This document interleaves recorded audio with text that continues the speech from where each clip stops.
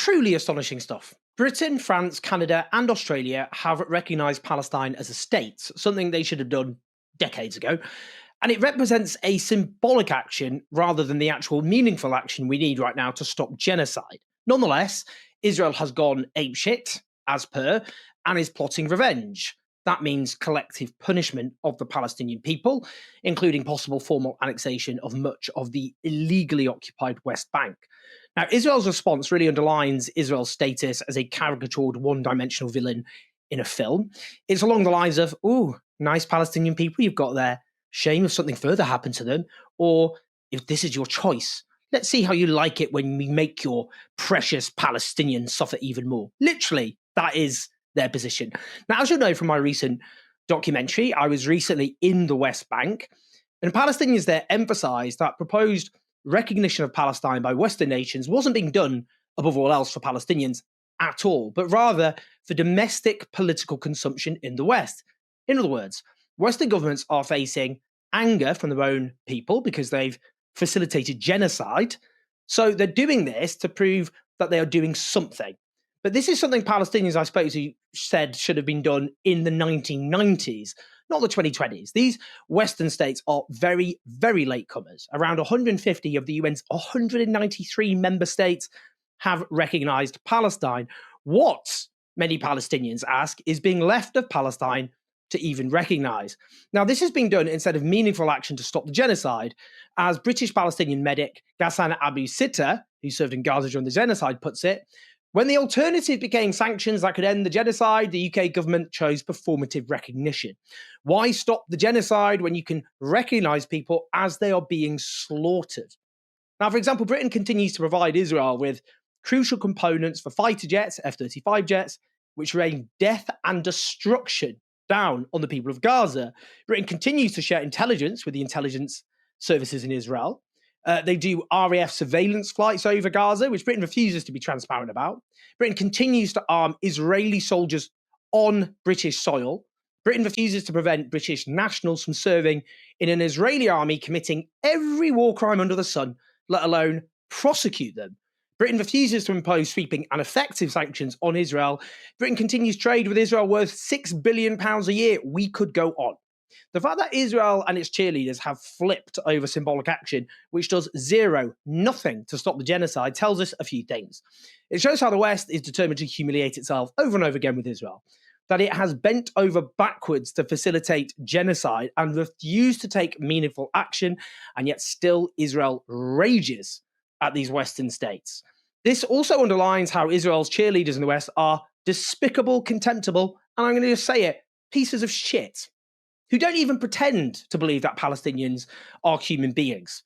There is nothing in the way they speak, nothing in the way they operate, nothing in how they respond, nothing in terms of how they in any way approach this entire subject that makes or provides any evidence that they think Palestinians have the tiniest morsel of a fraction of the worth of those they consider to be humans like themselves, with rights to dignity, security, and indeed life. Now, let's listen to Israeli Prime Minister Benjamin Netanyahu, who is subject to an arrest warrant by the International Criminal Court on charges of war crimes and crimes against humanity. I have a clear message for those leaders who recognize a Palestinian state after the terrible massacre on October 7th. You are giving a huge reward to terror. And I have another message for you. It will not happen. There will not be a Palestinian state west of the Jordan. For years I have prevented the establishment of this terror state against tremendous pressures, both domestic and international. We did this with determination and political wisdom. Not only that, we doubled the Jewish settlement in Judea and Samaria, and we will continue on this path. The response to the latest attempt to impose a terror state in the heart of our country, this response will be given after returning from the United States. Just wait. So when Netanyahu says there will be no Palestinian state to the west of the Jordan River, it's just worth unpacking what that means. Having raised Gaza from the face of the earth and exterminated so many of its people, the official policy of the Israeli government is to make life unlivable in Gaza, herd the survivors into a concentration camp, and then deport those who then survive so that Palestinian existence is permanently erased from Gaza. There's no subtlety about Israel's genocidal intent. It is their official policy, which is why there is a consensus, of course, amongst anyone who knows anything about genocide that this is indeed genocide. What then about the illegally occupied West Bank and East Jerusalem? Netanyahu notes that he successfully faced down demands to accept a Palestinian state, which he labels a terror state, a term which accurately describes Israel with its genocidal terrorism in Gaza, its state-sanctioned settler terrorism in the West Bank, its repeated slaughters in Lebanon. Just yesterday, an Israeli drone strike, an Israeli terrorist strike, killed 5 people, including 3 children. Most of them have US citizenship. Not that the US cares about its own citizens if Israel's killing them. There's, of course, as well, the repeated Israeli invasions of and attacks on Syria, the war of aggression against Iran, the war crimes in Yemen, and then, of course, the recent Israeli terrorist attack in Doha, Qatar, which sought to wipe out Hamas's negotiating team. Now, Netanyahu also notes that Israel has doubled the illegal settlements in what he calls Judea and Samaria, which is the biblical term used by Israeli politicians to refer to the illegally occupied West Bank in order to justify the nonsense that God has promised them that land. He hasn't. He says, Netanyahu, that he will respond to the recognition of Palestine on his return from Washington and that we should expect collective punishment.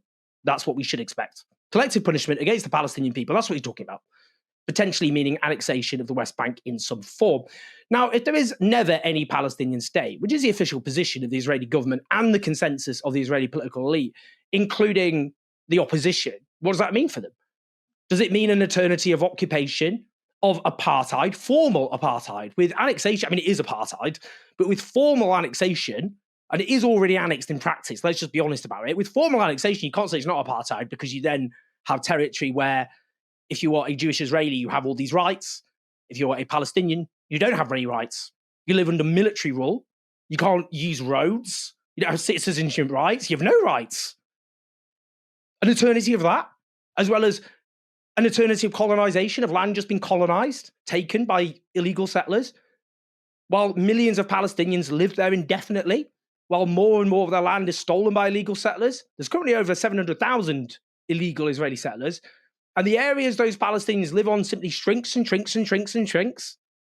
I'm afraid to say it doesn't mean that, as dystopian as that is, because that isn't in any way a long-term tenable position or plan. It's not possible for that to happen for all eternity. Because, you see, in practice, Israel just wants all Palestinians gone, from the river to the sea. That's its ambition. That's its aim, and it works backwards from that position, based on what it thinks is politically possible and feasible at any given time. Now, in Gaza, Israel calculated after 7th October that this was extermination. In the West Bank, their plans are currently more in slow motion, but as they terrorize Palestinians, with security forces and settlers attacking them, driving them from their homes, incarcerating them, torturing them, murdering them, making their everyday lives humiliating and impossible, asphyxiating their economic existence, have no doubt they want the Palestinians gone, dead or alive. That's their ambition. That's their plan. There are no pretenses here. Listen to Galit Distel Atbayan. Now, she's a member of Likud, Netanyahu's party, and indeed the ruling party in Israel, and a member of the Knesset, Israel's legislature. What will happen is that this Gaza Strip, at the end of the day, we will make unlivable for humans until the population leaves. I am even optimistic at this moment they would leave also from Judea and Samaria, and not just from the Strip. Wait, one second. Also Judea and Samaria. Is it possible to achieve significant migration? I said that for me, yes, it is. She refers there to the West Bank, and she says that, like Gaza, Israel will make the West Bank uninhabitable until the population leaves. No pretenses here. Israel's leaders have spent the genocide jumping up and down, screaming to the world about their intentions. Now, if Israel seeks to annex the West Bank in some form, it is simply illegally annexing land that doesn't belong to it. And it has already annexed it in practice. It just makes the pretense a reality. But it's no different from what Russia was doing in Ukraine, which the West is loudly decrying as an intolerable existential threat. The media framing, of course, does not reflect any of this. As a British Palestinian I follow named Hamid puts it, why are they reporting it like some kind of tit for tat? Can you imagine an Iraqi official has told Sky News a full or partial annexation of Kuwait is being considered in response to its refusal to compensate for slant drilling? which is referring to what happened with the Gulf War. A German official has told Sky News a full or partial annexation of Poland is being considered in response to Britain's ultimatum.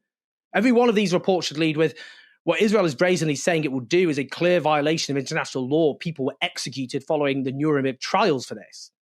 Now, as the always courageous Ofer Kasif, the one anti-Zionist Jewish member of the Israeli legislature, the Knesset, puts it, he's been driven, by the way, from Israeli politics, which tells you all you need to know about the only democracy in the Middle East.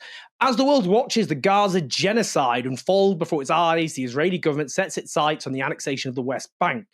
How does Israel plan on annexing a territory with over 3 million Palestinians while maintaining a Jewish supremacist state?